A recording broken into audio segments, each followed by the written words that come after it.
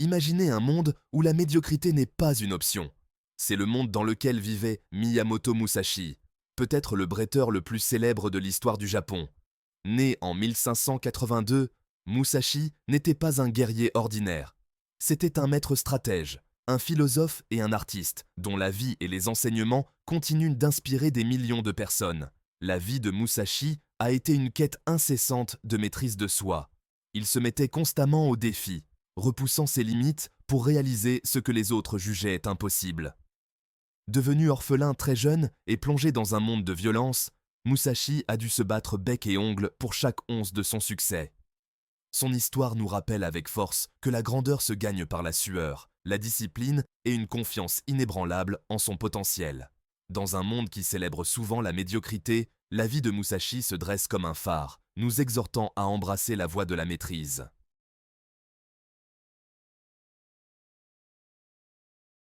À 13 ans, Musashi affronte son premier duel contre Arima Kihei, un guerrier chevronné. L'air crépite de tension alors que les deux guerriers se tournent autour. Kihei se déplace avec la grâce et la précision d'un prédateur aguerri. Musashi, jeune et inexpérimenté, semble presque déplacé. Alors que Kihei frappe, Musashi surprend tout le monde. Il répond à l'agressivité de Kihei avec une férocité qui dément son âge. Son sabre d'entraînement en bois, un bokken, est un tourbillon de mouvements alors qu'il contrecarre chacune des attaques de Kihei. La victoire de Musashi n'est pas seulement physique, c'est une victoire de l'esprit. Ce duel a défini la vie de Musashi, allumant en lui une soif inextinguible de se perfectionner. Il lui a appris le courage, la concentration et la nature éphémère de la vie.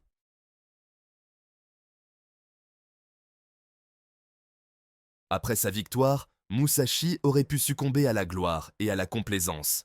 Il avait fait ses preuves, gagnant le respect et la reconnaissance. Mais Musashi avait compris que la véritable force résidait dans la poursuite incessante du perfectionnement de soi. Il voyait les dangers de la médiocrité, une épidémie silencieuse qui infectait même les guerriers les plus aguerris. L'attrait du confort et de la routine pouvait facilement éteindre le feu de l'ambition. Musashi reconnaissait ses échos dans le monde qui l'entourait.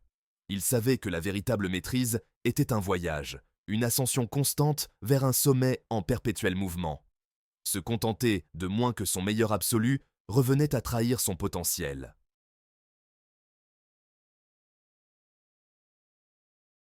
Musashi avait vu le prix de la complaisance. Des guerriers chevronnés, autrefois vénérés, réduits à l'état de coquilles vides de ce qu'ils avaient été, leurs compétences émoussées par la routine et le manque de véritables défis. Musashi avait compris que le chemin du guerrier était une ascension périlleuse, exigeant une vigilance et un perfectionnement constant.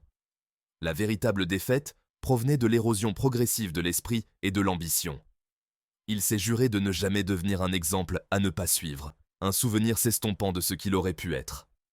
Le parcours de Musashi était une quête incessante de l'excellence, un combat contre l'insidieuse progression de la médiocrité.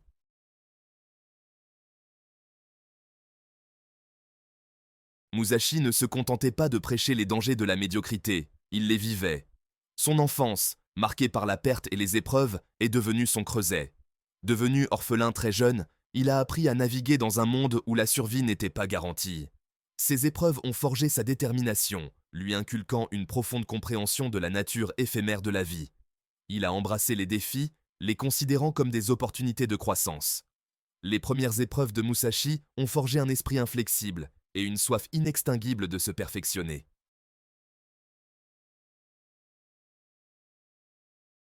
Le chemin de la maîtrise de Musashi ne se limitait pas à la prouesse physique. Il a développé sa propre école d'escrime, le Niten Ichiryu, ou deux cieux, un style. Cette approche, utilisant deux sabres, était une rupture radicale avec les techniques traditionnelles. Mais c'était bien plus qu'une simple technique de combat, c'était une philosophie de la dualité et de l'équilibre. Elle a appris à Musashi à percevoir l'interdépendance de toute chose et à exploiter le pouvoir de l'adaptabilité. Cette philosophie ne se résumait pas à la force brute, il s'agissait d'exploiter tous les avantages. Comprendre le rythme du combat, anticiper les mouvements et exploiter les ouvertures. Musashi a atteint un état d'action sans effort, où chaque mouvement était précis et mortel.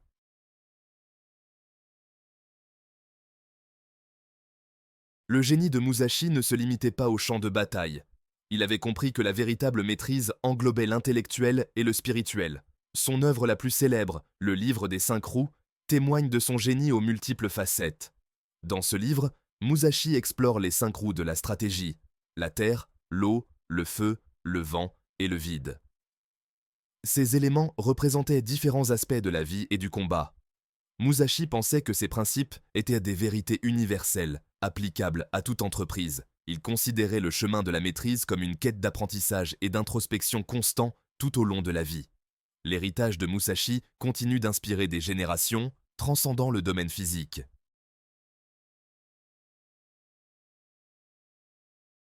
Explorons plus en profondeur les 5 roues de Musashi et leur pertinence aujourd'hui. La terre représente la maîtrise des bases, essentielle au succès à long terme. Le haut incarne l'adaptabilité, l'ajustement aux circonstances changeantes. Le feu symbolise la passion, nous poussant à sortir de notre zone de confort. Le vent représente l'observation et la conscience, la prise de décisions éclairées. Ces 4 éléments constituent le fondement pour atteindre le dernier anneau, le vide. Le vide représente un état de vacuité, un esprit libre de toute distraction.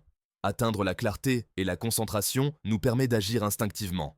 Cet état exploite notre plein potentiel, nous permettant de donner le meilleur de nous-mêmes. Les 5 roues de Musashi offrent une sagesse intemporelle pour maîtriser n'importe quel domaine.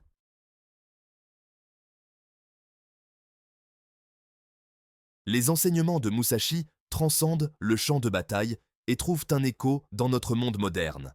En adoptant les 5 roues, nous pouvons aborder les défis avec un esprit stratégique. L'héritage de Musashi nous rappelle que la maîtrise est un voyage et non une destination. Il s'agit de repousser constamment nos limites et de rechercher l'excellence. Vivre avec intention, but et engagement envers le développement personnel. Les enseignements de Musashi nous aident à nous libérer de la médiocrité et à libérer notre véritable potentiel. Le chemin de la maîtrise est ouvert à tous ceux qui sont prêts à embrasser le voyage.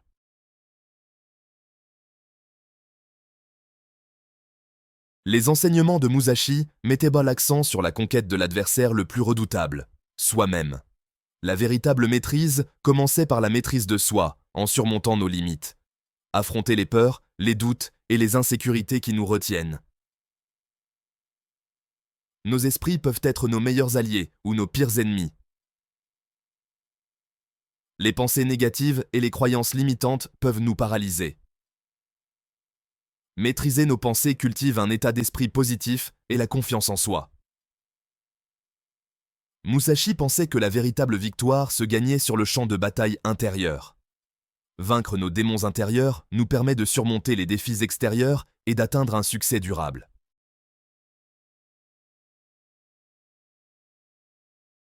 Musashi offrait une perspective radicale, le repli stratégique. Parfois, la ligne de conduite la plus sage consiste à se retirer, à se regrouper et à réévaluer la situation. Ce n'était pas de la lâcheté, mais une manœuvre calculée pour obtenir un avantage stratégique. Dans la vie moderne, cela peut signifier s'éloigner d'engagements épuisants. La véritable force réside dans le fait de savoir quand se battre et quand se retirer. Musashi croyait qu'il fallait choisir ses combats avec sagesse et se concentrer sur ce qui comptait vraiment.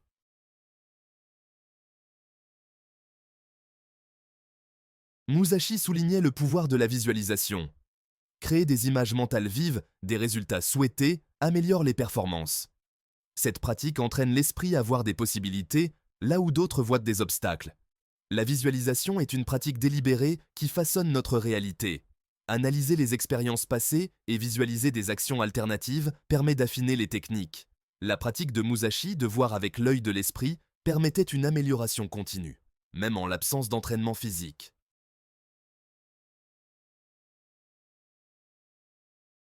Le style de combat emblématique de Musashi, le Niten Ichiryu ou deux cieux, un style, ne se résumait pas à manier 2 sabres simultanément. C'était une métaphore pour exploiter le pouvoir de la dualité dans tous les aspects de la vie. Tout comme il utilisait son katana et son wakizashi en parfaite harmonie, il croyait que la véritable maîtrise provenait de l'intégration de forces apparemment opposées en nous. Cela signifiait équilibrer notre esprit analytique avec nos instincts intuitifs, notre raisonnement logique avec nos élans créatifs, notre besoin de structure avec notre désir de spontanéité. Il s'agissait d'embrasser tout le spectre de nos capacités, en reconnaissant que nos forces et nos faiblesses étaient de souvent les deux faces d'une même médaille. En apprenant à exploiter nos deux sabres, notre esprit analytique et intuitif, nos élans logiques et créatifs, nous pouvions aborder les défis sous différents angles, nous adapter aux circonstances changeantes avec plus de facilité et libérer un niveau de créativité et de résolution de problèmes qui aurait été impossible avec une approche unilatérale.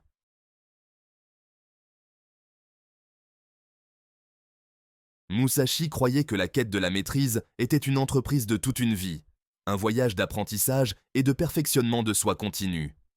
Il comparait ce processus à l'aiguisage d'une lame, une tâche qui exigeait patience, discipline et une attention soutenue aux détails. Tout comme une épée avait besoin d'être affûtée régulièrement pour conserver son tranchant, nos compétences et nos aptitudes nécessitaient une pratique et un perfectionnement constant pour atteindre leur plein potentiel. Ce processus d'aiguisage ne se limitait pas aux compétences physiques. Musashi soulignait l'importance de cultiver notre esprit, d'élargir nos connaissances et d'affiner notre esprit critique.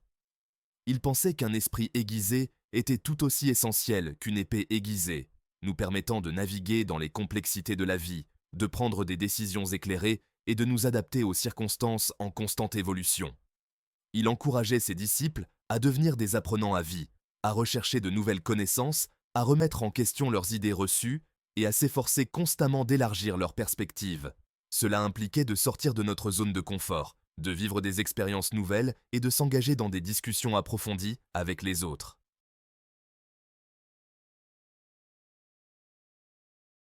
L'une des leçons les plus importantes que nous puissions tirer de la vie de Musashi est l'importance de vivre sans regret. Il croyait que chaque choix, chaque action, façonnait notre destin, et que nous devions nous efforcer de vivre d'une manière qui ne laissait aucune place au doute ou au « et si ». Cela signifiait aborder chaque jour avec intention, prendre des décisions en accord avec nos valeurs et poursuivre nos objectifs avec un engagement indéfectible. Il enseignait que la véritable liberté ne réside pas dans l'absence de contraintes, mais dans le pouvoir de choisir notre propre voie, même face à l'adversité. Cela impliquait d'assumer la responsabilité de nos actes, de reconnaître nos erreurs et d'en tirer des leçons, plutôt que de nous complaire dans le regret ou l'apitoiement sur soi. Musashi croyait que le regret était un lourd fardeau, un fardeau qui pouvait nous accabler et nous empêcher de vivre pleinement le moment présent. Il exhortait ses disciples à laisser aller les erreurs du passé, à les considérer comme des occasions d'apprentissage plutôt que comme des moments déterminants, et à concentrer leur énergie à créer un avenir dont ils pourraient être fiers.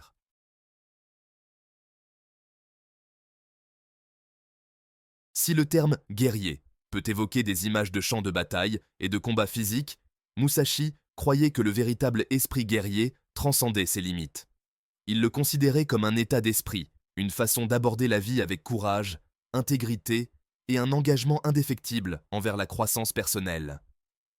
Cela impliquait d'affronter nos peurs, de défendre nos convictions et de ne jamais reculer devant un défi. Il enseignait que la voie du guerrier ne consistait pas à rechercher le conflit, mais à développer la force intérieure et la résilience nécessaires pour surmonter tous les obstacles que la vie nous réservait. Cela impliquait de cultiver des qualités telles que la discipline, la persévérance, la conscience de soi et la compassion.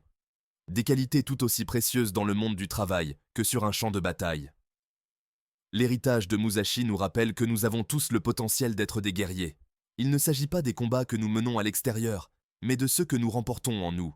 Il s'agit de considérer les défis comme des occasions de croissance, d'aborder la vie avec courage et intégrité, et de s'efforcer d'avoir un impact positif sur le monde qui nous entoure.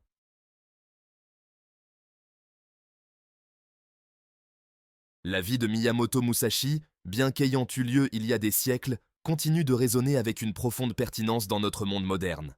Il n'était pas seulement un maître épéiste, il était aussi un philosophe, un stratège et un artiste. Son parcours nous rappelle que la grandeur n'est pas un don réservé à une poignée d'élus, mais un potentiel qui sommeille en chacun de nous. Le chemin qu'il a tracé, la voie du guerrier, concerne l'affrontement de nos démons intérieurs et la recherche de l'excellence. Il s'agit de vivre avec intention et de ne jamais se contenter de la médiocrité. En intégrant sa sagesse, nous pouvons nous libérer des chaînes de la médiocrité et tracer notre propre chemin vers la grandeur. Alors que nous terminons ce voyage à travers la vie et les enseignements de Miyamoto Musashi, rappelons-nous que son héritage ne se limite pas au passé. Ses principes d'amélioration de soi incessante, de pensée stratégique et de dévouement inébranlable à son art continuent d'éclairer le chemin de ceux qui recherchent la véritable maîtrise. La vie de Musashi témoigne du pouvoir de la persévérance et de la quête infinie de l'excellence. Il nous enseigne que la bataille ne se livre pas seulement contre des adversaires extérieurs, mais aussi en nous-mêmes. En adoptant sa philosophie, nous pouvons allumer la flamme éternelle de la maîtrise dans nos propres vies.